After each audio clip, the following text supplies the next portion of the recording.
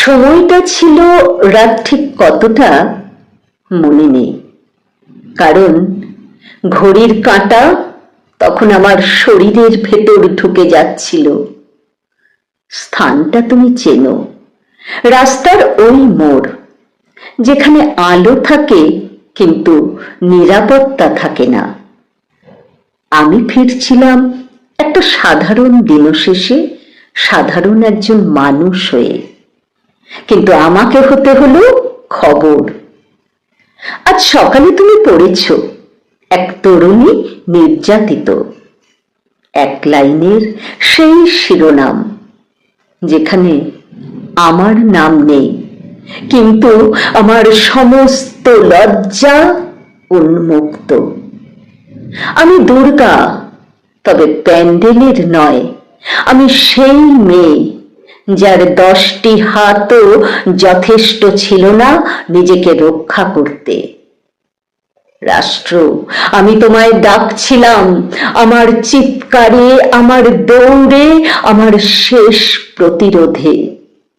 তুমি কি শুনেছিলে, নাকি তোমার আইন তখন ফাইলের নিচে ঘুমাচ্ছিল?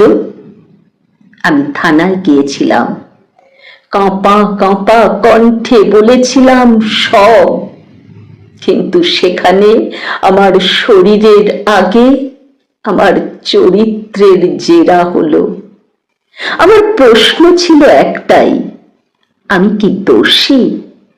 তোমরা উত্তর দিলে না, শুধু নোট নিলে অসমাপ্ত এফআইআর। আমি দুর্গা, আজ আমার ত্রিশূল কাগজে আটকে আছে, আমার সিংহ প্রশাসনিক অনুমতির অপেক্ষায়।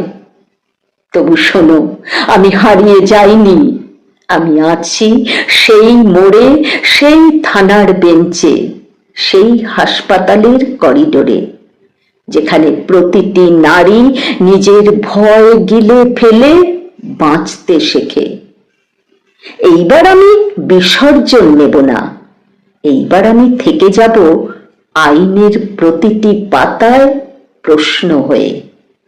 কারণ আমি শুধু গত রাতের মেয়ে নই, আমি আগামী কালের সম্ভাব্য শিরোনাম।